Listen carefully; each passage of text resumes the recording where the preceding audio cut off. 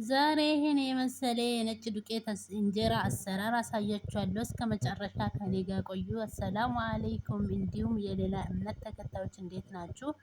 ካደው ነኝ። እንኳን ወደ ቻናሌ በሰላም መጣችሁ እያልኩ እንግዲህ እዚህ አረብ ሀገር ብዙ ጊዜ ጤፍ ስለማናገኝ የምንሰራ እንጀራ መስራት ከፈለግን ነጭ ዱቄት ነው። ነጭ ዱቄት እንደዚህ ስለማልሰራ እዚህ ጋር እያመስኩ ነው ማለት ነው። አምሽ ጨርሼ ዘጋውት። ከዛ ውሃና ቀዝቃዛ ውሃና አገሩን ሙቀት ስለሆነ ሙቅ ውሃ አያስፈልግም። ቀዝቃዛ ውሃና ሁለት ማንካ ትንንሹ ማንካ ካሜራ ብቻ ነው የጨመርኩት። ከዛ በዚህ አቦካሁት። በእጄ ማቦካት አልፈለኩም።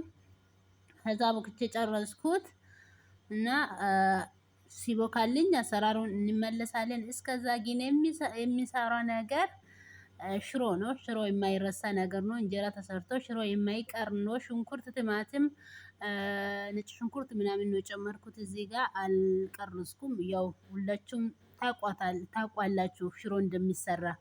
እሱን ሳላሳይም ብዬ እዚህ ጋር ሽሮ ሰርቼ ሰላጣ ለምን ይቀርብኛል ብዬ ሰላጣም ሰርቻለሁ።